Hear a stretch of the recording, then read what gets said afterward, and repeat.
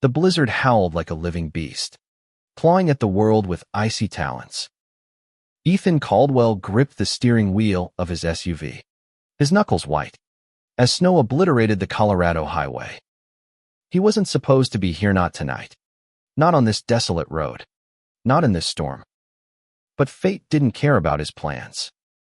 Ethan, 42, was the CEO of Caldwell Enterprises, a tech empire built on ruthless ambition and unyielding control. His life was a polished machine, boardrooms, private jets, and a penthouse in Denver that overlooked the city like a king surveying his domain. Yet here he was, driving through a whiteout, chasing a gut feeling he couldn't explain.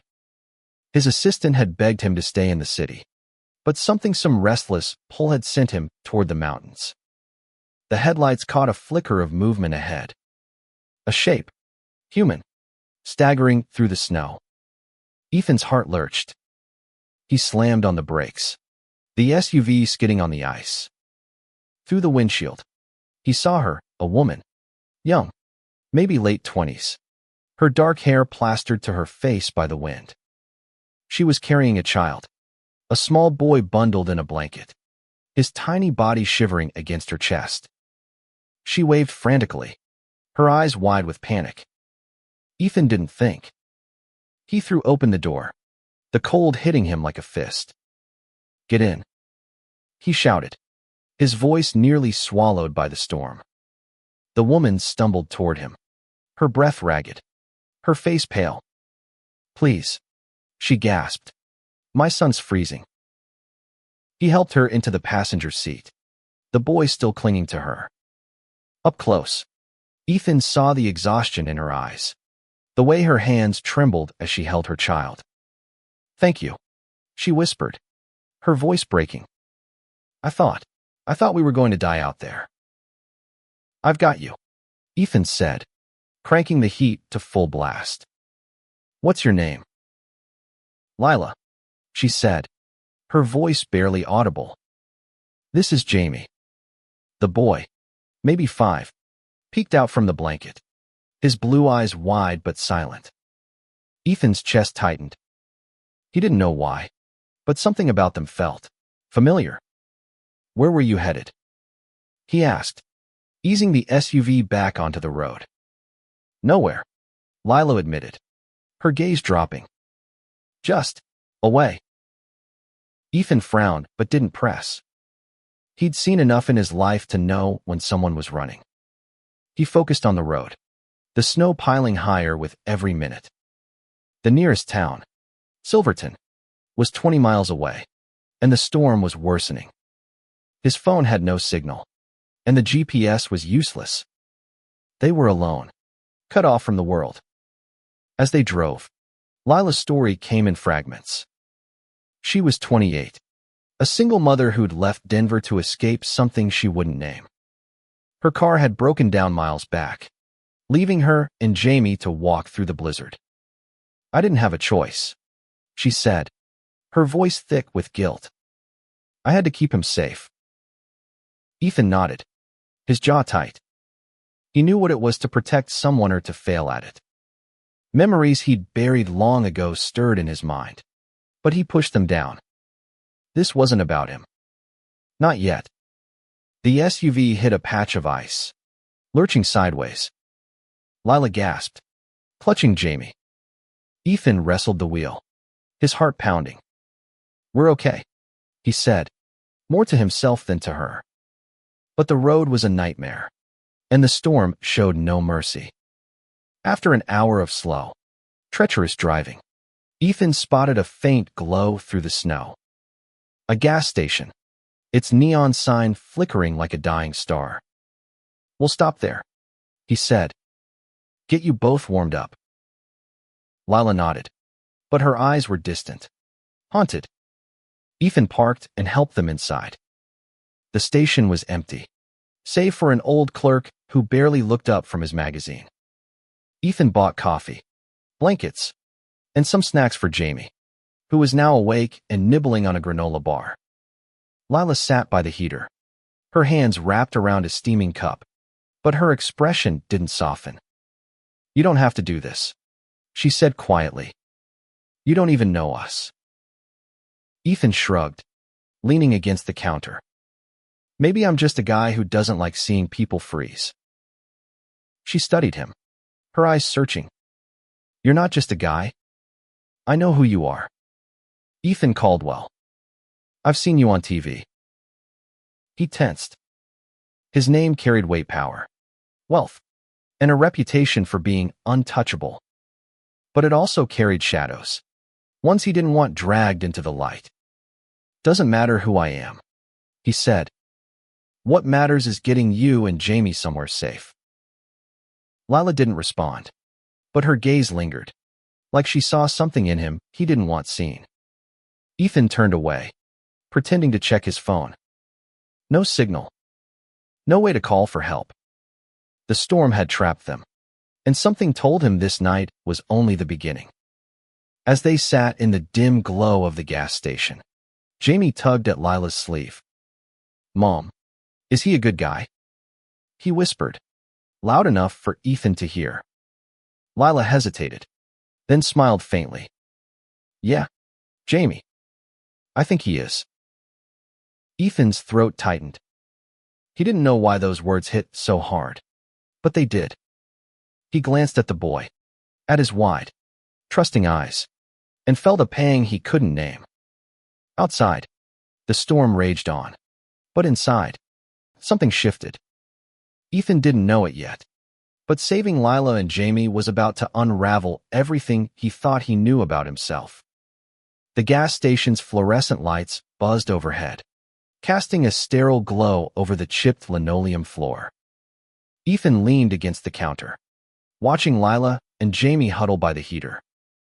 The boy's small hands clutched a second granola bar, his eyes darting between his mother and Ethan, curious but wary. Ethan's mind churned. He'd built a life on control, on knowing every variable. But this Lila, Jamie, this storm was chaos. He didn't do chaos. Yet here he was, tethered to two strangers by some invisible thread he couldn't cut. You got a plan? The clerk asked, finally looking up from his magazine. His name tag read Hank, and his grizzled face suggested he'd seen too many storms to care about this one. Get them to Silverton, Ethan said. Find a motel. Wait out the storm. Hank snorted. Roads closed. Radio said it's the worst blizzard in a decade. You're stuck here till morning, at least. Ethan's jaw tightened. He glanced at Lila, who was whispering to Jamie, her voice soft but strained. She looked like she hadn't slept in days, her face a map of worry and resilience. He wanted to ask what she was running from, but the question felt like crossing a line. Instead, he grabbed a map from the Rackled school. Paper, the kind he hadn't used in years. Any back roads to Silverton? He asked Hank. The clerk raised an eyebrow. You're a city guy? Huh. Back roads are worse than the highway in this mess. Stay put. Got a cot in the back if you need it. Ethan nodded, but his mind was already racing. Staying put wasn't his style. He unfolded the map, tracing routes with his finger. There was a service road a mile east, barely maintained but possibly passable. Risky, but better than sitting here, waiting for the storm to decide their fate. Lila caught his eye. You're not thinking of driving again, are you? He hesitated. We can't stay here forever. Silverton's got a hospital, motels, people. You and Jamie need more than a gas station heater. She bit her lip, glancing at her son.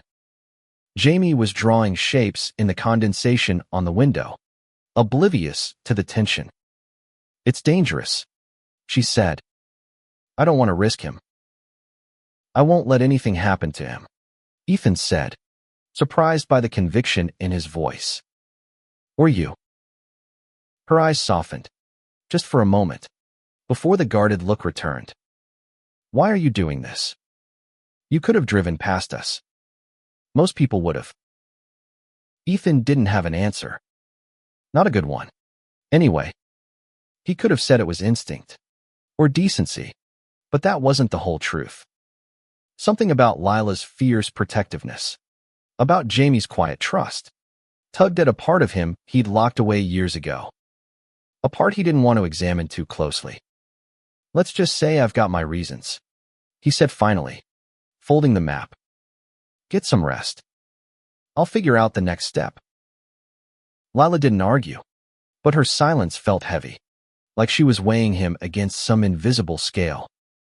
She pulled Jamie closer, wrapping the blanket tighter around him. Ethan watched them, his chest tight with something he couldn't name. Hours passed. The storm didn't let up, but Ethan's resolve did. He checked the SUV's gas, the tires, the wipers. He wasn't reckless, but he wasn't helpless either. By midnight, Hank was dozing behind the counter, and Lila had fallen asleep, her head resting against the wall. Jamie curled in her lap. Ethan sat by the window, staring into the white void outside. His phone was still dead, but his mind was alive with memories he'd spent years burying. His brother, Ryan, younger by 2 years, laughing in their old pickup truck.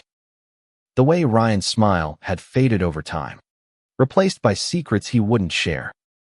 The fight that had driven them apart. The call that came too late. He shook his head, forcing the thoughts away. That was another life. He was Ethan Caldwell now, not the kid who'd failed his brother. But Lila and Jamie, they were here, now, and they needed him. At dawn, the storm eased slightly, the snow falling in lazy drifts instead of a blinding wall. Ethan made a decision. He woke Lila gently. We're moving. Service road's our best shot. She blinked, disoriented, then nodded. Okay. But if it gets bad, we turn back. Deal, Ethan said, helping her gather their things. Jamie rubbed his eyes, clutching a small stuffed bear Ethan hadn't noticed before. You ready, buddy? Ethan asked. Jamie nodded, his voice soft. Are you going to save us? Ethan froze, the boy's words hitting like a punch. He forced a smile. I'm going to try. The service road was worse than Ethan expected, narrow, icy, flanked by pine trees that loomed like silent giants. The SUV's tires crunched through fresh snow, the engine straining. Lila sat rigid, her hands gripping the armrest. Jamie hummed softly in the back, clutching his bear. 10 miles in, the road curved sharply. Ethan slowed, but not fast enough. A fallen branch, hidden by snow, caught the undercarriage. The SUV lurched, then stalled. Ethan cursed under his breath, trying the ignition. Nothing. Lila's voice was tight. What now? Ethan stared at the dashboard, his mind racing. They were miles from anywhere, stranded in a dying storm. But he wasn't giving up. Not on them. We walk, he said, meeting her eyes. Silverton's close. We can make it. Her face paled, but she nodded. Okay. For Jamie. As they stepped into the snow, Ethan felt the weight of their trust settle on his shoulders. He didn't know what lay ahead, but he knew one thing. He wasn't letting them down. The cold bit deeper with every step, the snow swallowing their boots as they trudged along the service road. Ethan led the way, carrying Jamie piggyback to keep the boy's small frame off the ground. Lila followed close, her breath puffing in clouds, her eyes scanning the endless white for any sign of salvation. Ethan's mind was a battlefield. Every crunch of snow underfoot echoed the stakes, a mother and child, dependent on him, a man who'd spent years avoiding dependence of any kind. He glanced back at Lila, her face set with grim determination. She was tougher than she looked, but the fear in her eyes was unmistakable. Not for herself, for Jamie. Keep talking to me, Ethan said, his voice steady despite the wind. Keeps us grounded. Lila hesitated, then spoke. Jamie loves bears. His stuffed one, Teddy. He's had it since he was a baby. Won't sleep without it. Ethan glanced at the boy, whose arms were wrapped tightly around his neck. Good choice, Jamie. Bears are tough. Like you. Jamie giggled softly, his breath warm against Ethan's ear. Teddy's the toughest. The small moment of lightness felt like a lifeline. Ethan clung to it, pushing forward. The road was barely visible now, a faint indentation in the snow. Silverton was still miles off, and the cold was relentless. Ethan's coat, tailored for boardrooms, not blizzards, was soaked through. He ignored the shiver creeping up his spine. Lila's voice broke the silence. Why were you out here, Ethan? Really? He didn't look back. Told you. Gut feeling. That's not an answer. She pressed. You're Ethan Caldwell. You don't do gut feelings. You plan everything. He chuckled, but it was hollow. She wasn't wrong. He'd built his empire on precision, on never leaving anything to chance. But the truth was Messier. I needed to get away, he admitted. From the noise. The city. Myself. She didn't respond, but he felt her eyes on him, peeling back layers he'd spent years reinforcing. He focused on the road, on Jamie's weight against his back, on the next step, one foot in front of the other. The trees thickened, their branches heavy with snow. A low howl carried on the wind, not the storm, but something alive. Ethan stopped, his senses sharp. You hear that? Lila froze. Wolves. Maybe. Ethan's voice was calm, but his hand tightened around the flashlight he'd grabbed from the SUV. Colorado had wolves. Rare but real. He scanned the trees, seeing nothing but shadows. Stay close. They moved faster, Ethan's heart pounding. Jamie was quiet now, sensing the tension. Lila's hand brushed Ethan's arm, a fleeting touch that grounded him. We're okay, she whispered, more to herself than to him. Then, a break in the trees. A cabin, small and weathered, its chimney puffing faint smoke. Ethan's relief was tempered by caution. Stay here, he told Lila, setting Jamie down beside her. No way, she said, grabbing his sleeve. We stick together. He nodded, respecting her resolve. They approached the cabin, snow crunching underfoot. Ethan knocked, the sound sharp in the stillness. No answer. He tried the door unlocked. Inside, the air was warm, the faint crackle of a fire filling the space.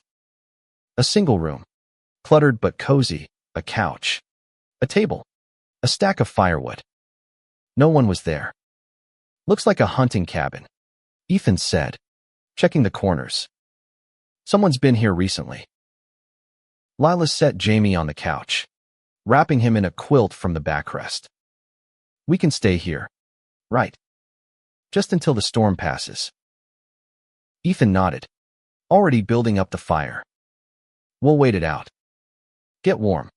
Eat something. He rummaged through a cabinet, finding canned soup and a camping stove. As he heated the food, Lila sat beside Jamie, stroking his hair. The boy was half asleep, clutching Teddy. Over the makeshift meal, Lila opened up. I was running from my ex, she said, her voice low. Mark. He wasn't good for us. I got a restraining order, but he didn't care. I had to leave Denver. Ethan's jaw clenched. He knew men like that, men who thought they owned the people in their lives. You're safe now, he said. He won't find you here. Her eyes met his, searching. You don't know him. He's relentless. I'm not scared of relentless, Ethan said, his voice hard. I've dealt with worse. Lila's lips twitched. Almost a smile. You're not what I expected. Ethan Caldwell. He shrugged, stirring the soup. You're not what I expected either. As night fell, the cabin grew warmer, the storm a distant roar. Jamie slept soundly, and Lila's guard lowered. Just a fraction. Ethan watched them, his mind drifting to Ryan again. His brother had been like Lila once, running, hiding, afraid to trust. Ethan hadn't understood then. He hadn't known Ryan was gay, hadn't known the weight of the secrets he carried. By the time he did, it was too late. The fire crackled, and Ethan made a silent vow. He'd get Lila and Jamie to safety.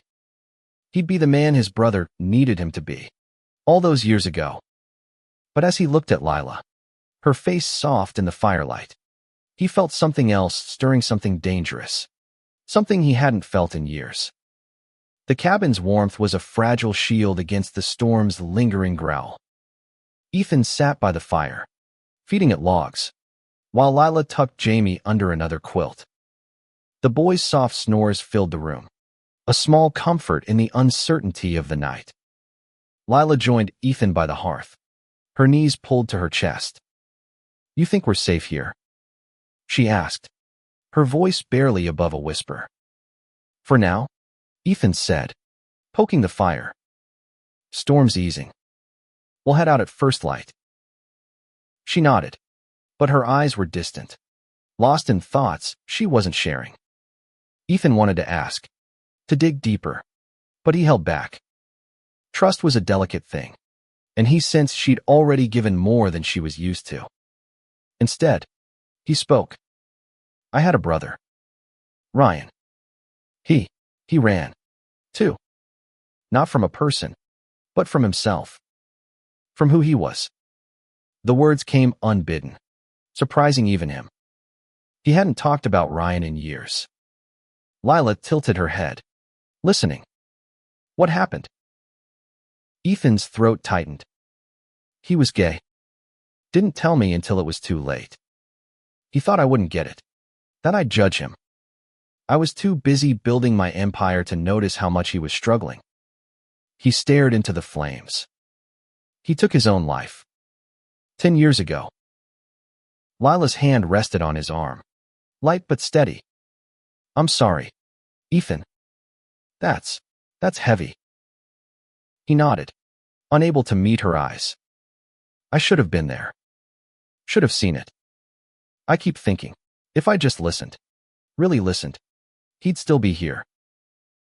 You can't carry that forever, she said softly. You're here now? For us. Her words hit harder than he expected.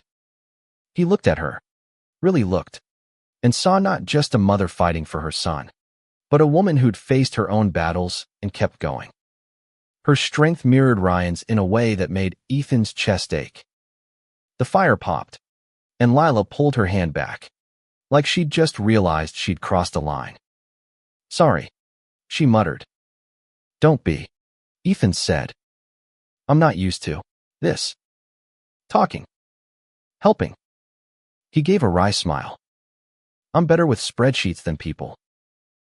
She laughed, a small, genuine sound that cut through the tension. You're doing okay.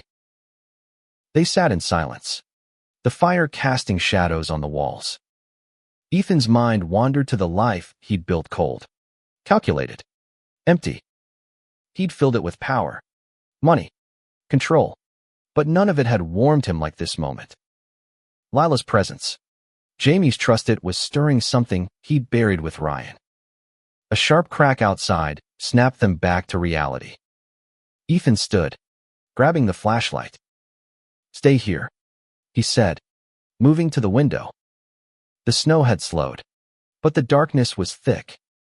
He scanned the trees, seeing nothing but the faint glow of moonlight on snow. Probably just a branch, Lila said, but her voice was tight. Ethan nodded, unconvinced. He checked the door, ensuring it was locked. Get some sleep, he told her. I'll keep watch.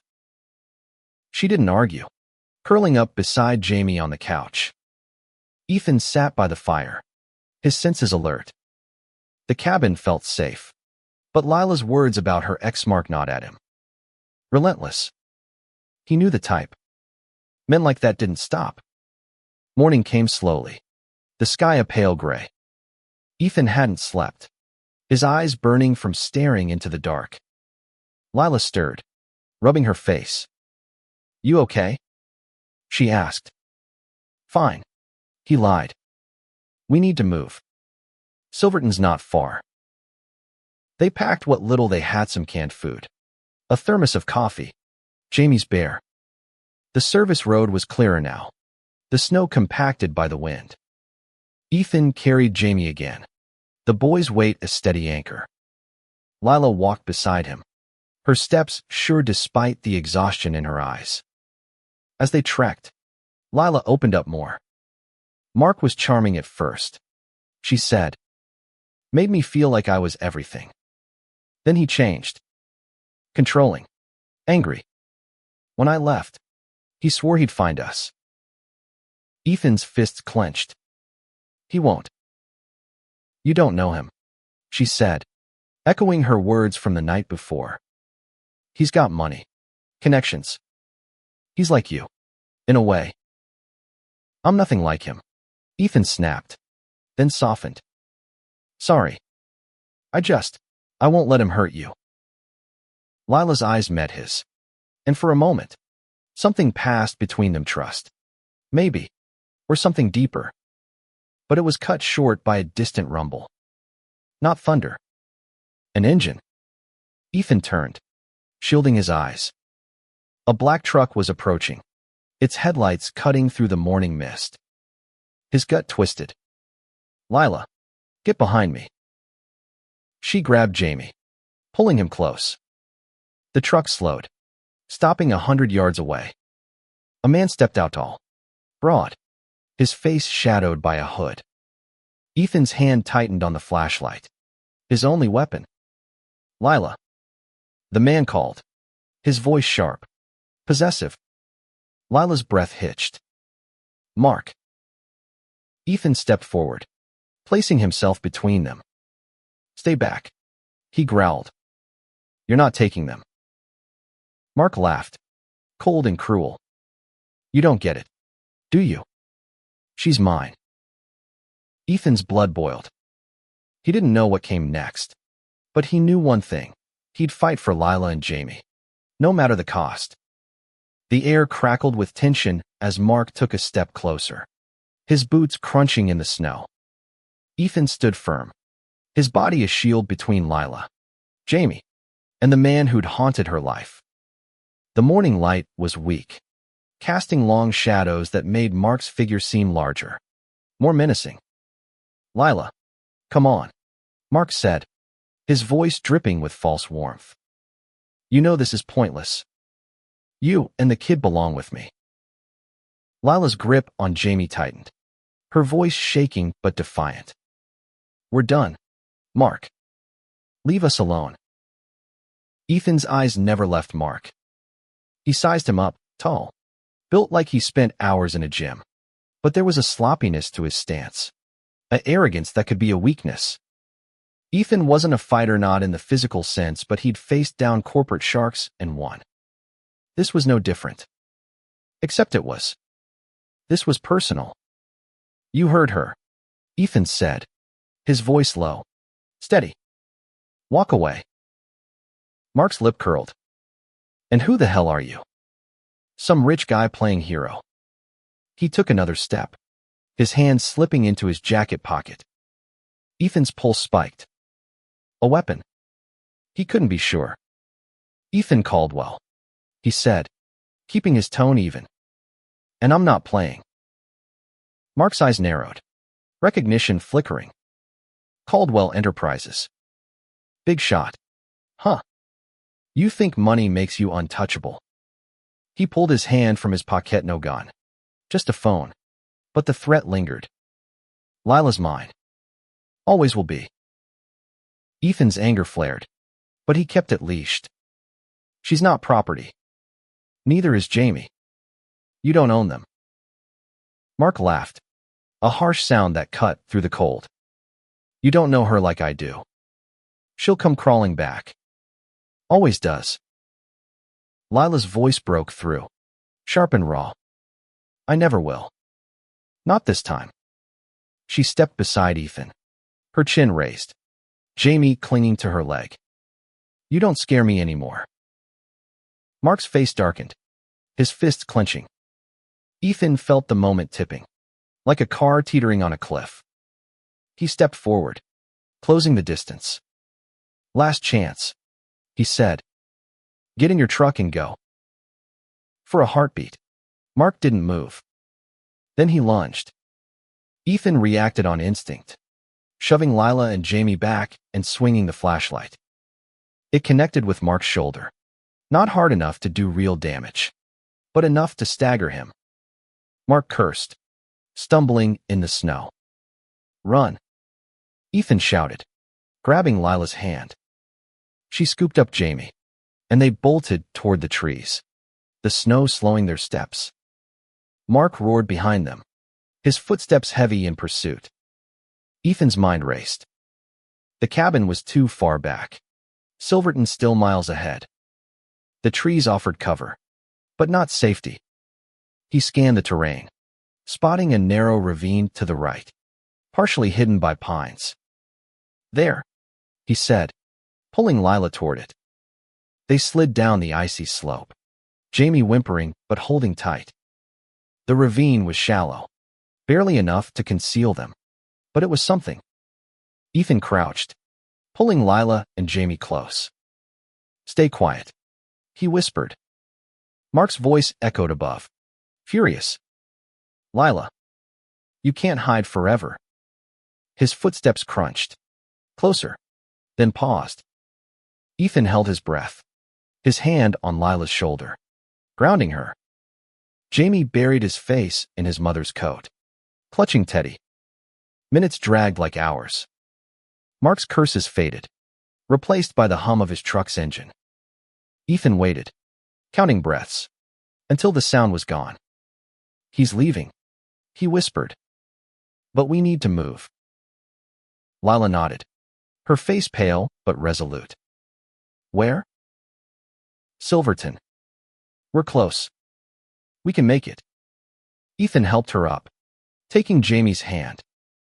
The boy's fingers were cold, but his grip was strong. You okay, buddy? Jamie nodded, his voice small. Is the bad man gone? For now, Ethan said, hating the half-truth. He didn't trust Mark to give up. Men like that never did. They climbed out of the ravine, the snow deeper now, the cold seeping into their bones. Ethan led the way, his eyes scanning for any sign of Mark's truck. The road was empty, but the silence felt heavy, like the calm before a worse storm. As they walked, Lila spoke, her voice low. I didn't think he'd find us so fast. He must have tracked my phone before I ditched it. Ethan's jaw tightened. He won't get another chance. She looked at him, her eyes searching. Why are you risking so much for us? He didn't answer right away.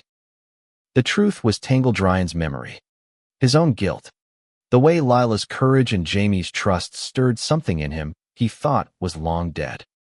Because I can, he said finally. Because someone has to. Her lips parted, like she wanted to say more, but she didn't. Instead, she squeezed his hand, a fleeting gesture that sent warmth through him despite the cold. By midday, they reached the outskirts of Silverton. The town was small, a cluster of buildings huddled against the mountains. Ethan spotted a diner, its windows glowing with promise. We'll get warm. Get help, he said. Inside, the diner was a haven of warmth and the smell of coffee. The waitress, a woman with kind eyes, took one look at them and brought blankets and hot cocoa for Jamie. Ethan called the local sheriff, explaining the situation in clipped, efficient terms. Lila gave a statement, her voice steady despite the fear lingering in her eyes. As they waited for the sheriff, Ethan watched Lila and Jamie.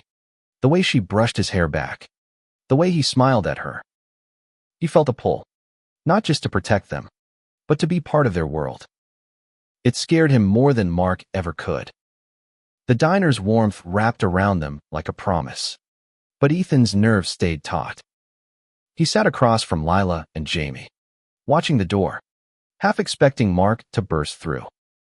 The sheriff had promised to send a deputy, but the wait felt endless. Each tick of the clock a reminder of the danger still lurking.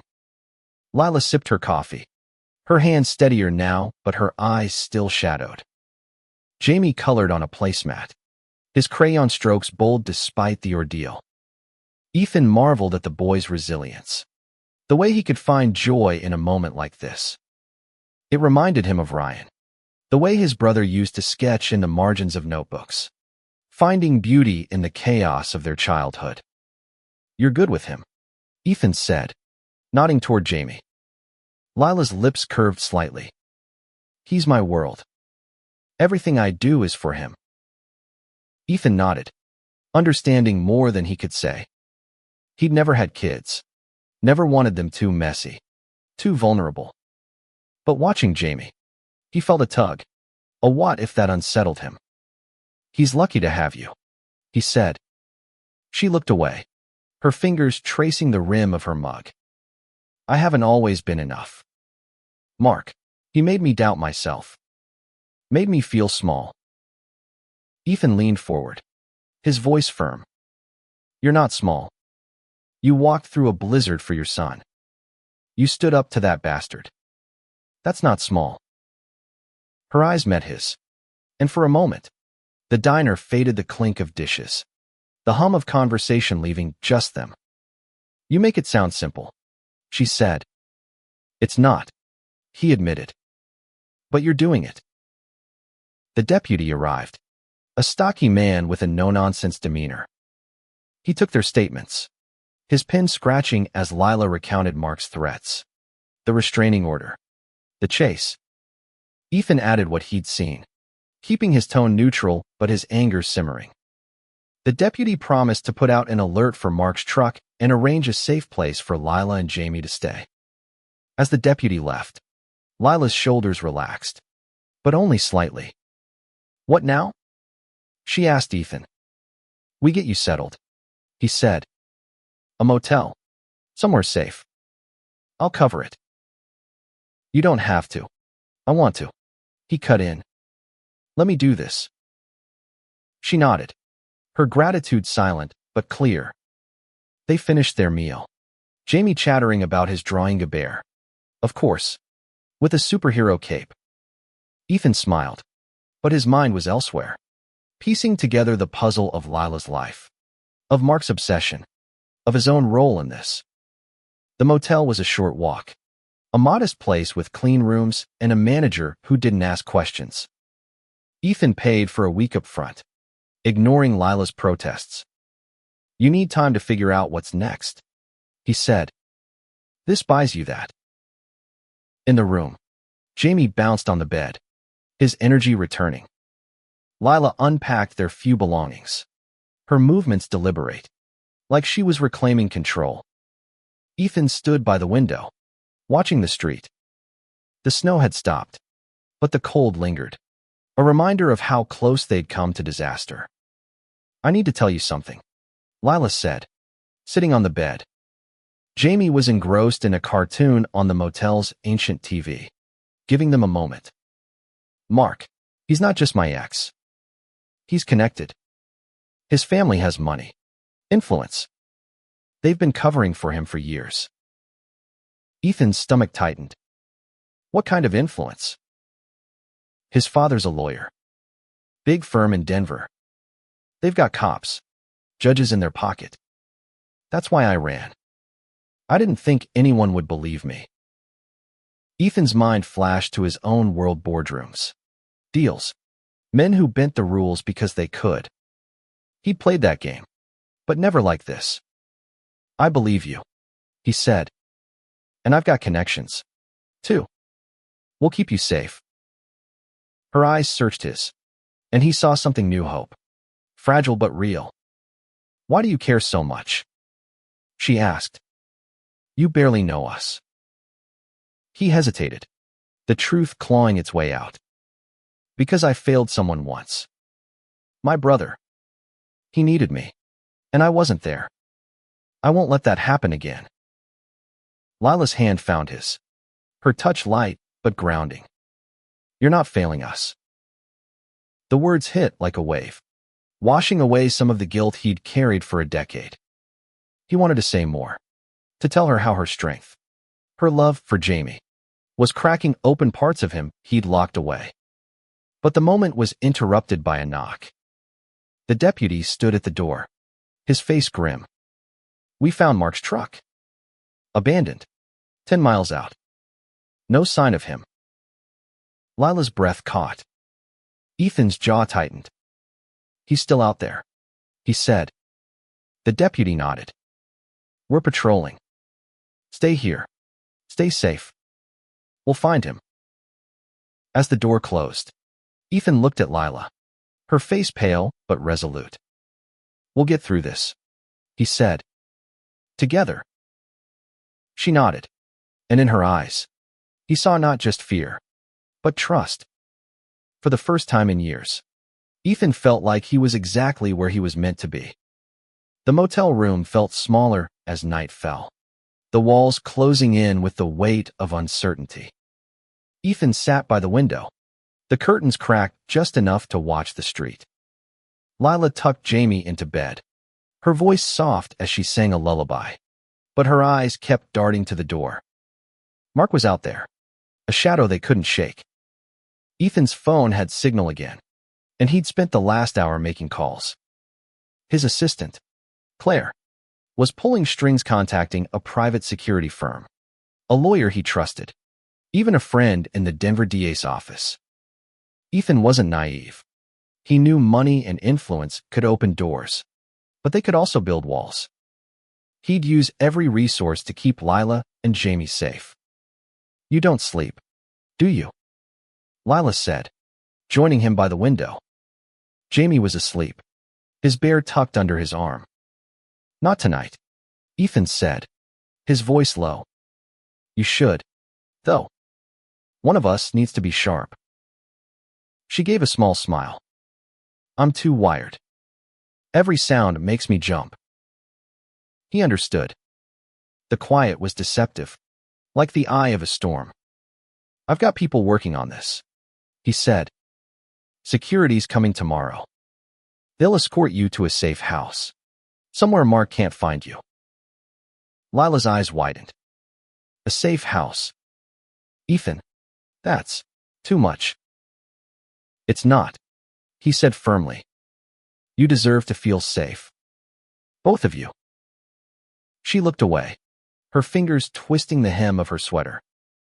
"I don't know how to thank you. I've never had anyone do this." "You don't need to thank me," he said. "Just keep being the mom Jamie needs. That's enough." Her eyes glistened, and she blinked quickly, holding back tears. "You're not what I thought a CEO would be.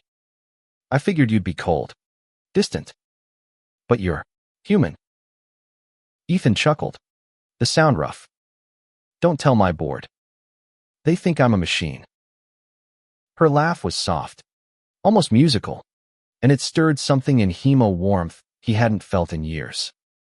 He looked at her, really looked, and saw not just a woman running from her past, but someone who'd fought to rebuild herself. It was a strength he admired, envied even. "Lila," he started, then paused. The words were heavy, but he needed to say them. "When I lost Ryan, I shut down. Built walls so high no one could get in. But you and Jamie, you're making me rethink things." Her breath caught, and for a moment, they just looked at each other, the air thick with unspoken possibilities. Then a sharp rap at the door shattered the moment. Ethan was up in an instant, motioning for Lila to stay back. He checked the peephole, a woman, mid-30s, in a sheriff's uniform. He opened the door cautiously, Deputy Martinez, she said, her voice brisk. We've got a lead on Mark. Can we talk? Lila joined them, her face pale. Martinez explained. Mark's truck had been spotted near a bar on the edge of town. He'd been asking questions, flashing cash, looking for Lila. He's desperate, Martinez said. And dangerous. Stay here. Lock the doors. We're closing in. As Martinez left, Ethan locked the door, his mind racing. Lila sat on the bed, her hands clasped tightly. He's not going to stop, she whispered. He will, Ethan said, his voice hard. I'll make sure of it. She looked at him, her eyes searching. Why does it feel like you're fighting for more than just us? He didn't answer right away. The truth was, he was fighting for Ryan, for the brother he'd lost, for the man he wanted to be. But he was also fighting for her, for Jamie, for the chance to feel something real again.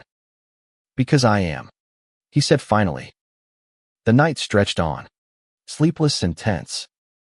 Ethan stayed by the window, Lila by Jamie's side. At dawn, the security team arrived, 2 men, ex-military, their presence a quiet reassurance. They outlined the plan, a safe house in Boulder, new identities if needed, round-the-clock protection. Lila listened, her face a mix of relief and fear. What about you? She asked Ethan. You're not coming with us, are you? He hesitated.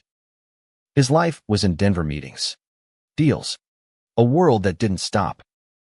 But looking at her, at Jamie's sleeping form, he felt a pull stronger than any boardroom. I'll be there, he said, as long as you need me. Her hand found his again, and this time, she didn't let go.